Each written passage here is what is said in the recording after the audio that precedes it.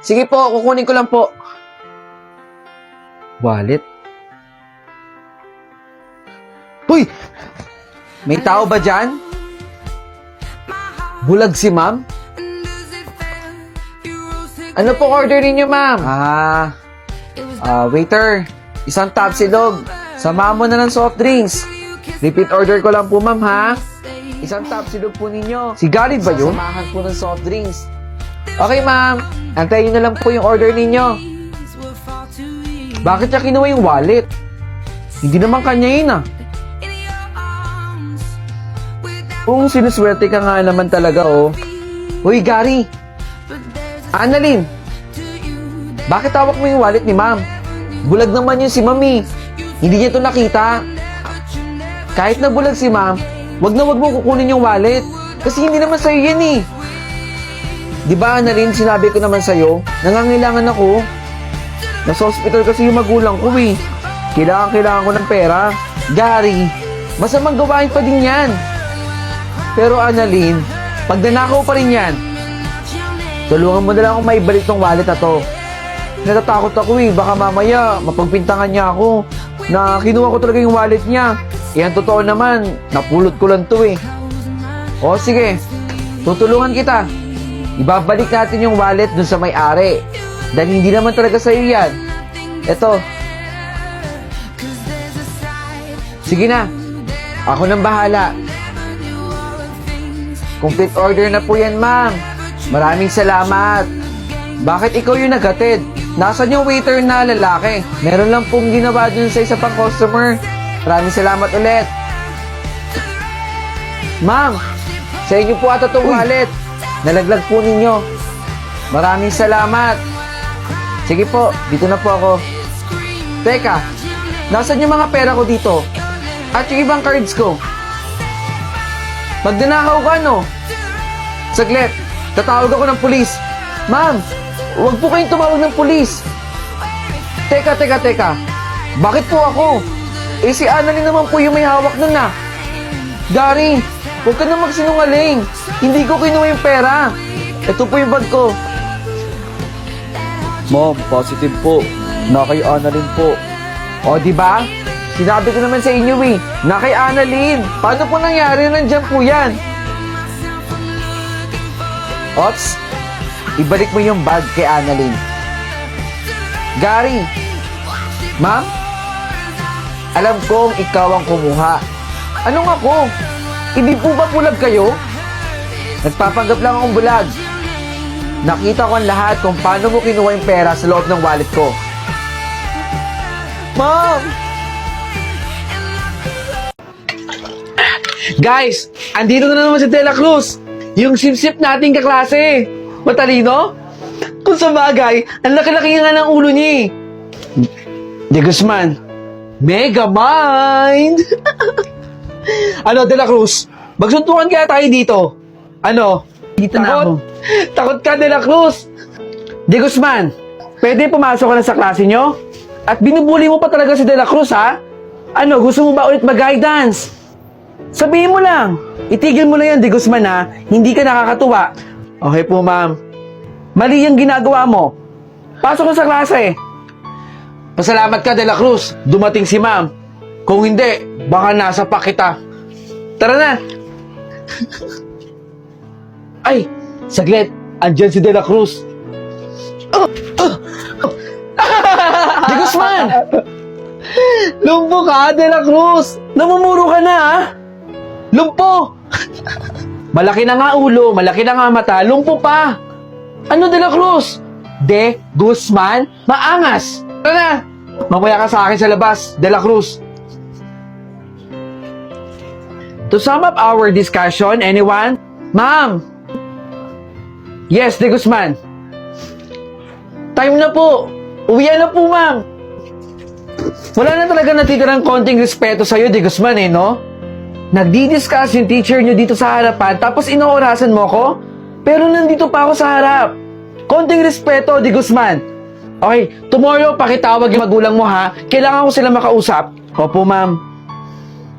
De La Cruz. Present po, ma'am. De Guzman. Absent po si De Guzman, ma'am. Absent na naman si Tio Guzman? Bakit? Ano nangyari doon? May alam ba kayo? Hindi rin po namin alam, ma'am eh. Saan kayo nakatira dito si Tio Guzman? Grabe no, kawawa yung bata. Ano kaya nangyari doon? Alam niyo po ba dito kung saan nakatira si Tio Guzman? Ah, si Guzman po. Siya po yung nakabulol dyan. Tama na po. Tama na po. Hindi ko na po gagawin yun pa. Huwag niyo na po akong saktan. Tama na po. Huwag na po. Oh, anak! Nakauwi ka na pala.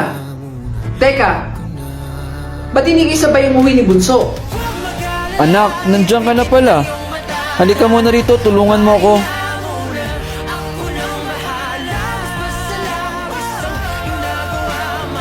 Nak, tingnan mo to. Magugustuhan kaya yan ni Bunso? Pinasabi ko lang yan kay Kumare. Nako, ma.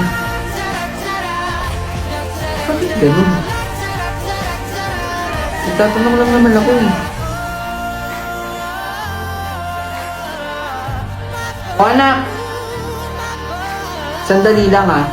Tawagin mo na yung papa mo doon at saka si Bunso. Sabay-sabay tayong kumain, maghahanda na ako. Bunso na naman.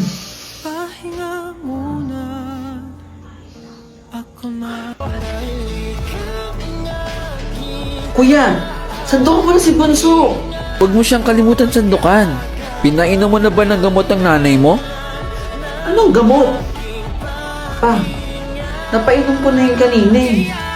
Nasa tamang isip pa ako Ma, matagal nang wala si Bunso.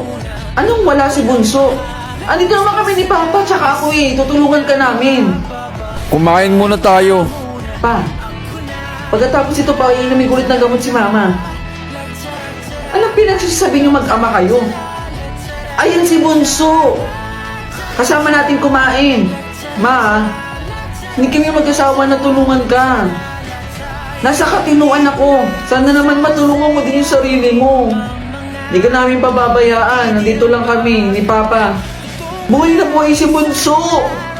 Anong pinagsasabi niyo? Pwede mo ako maging bunso.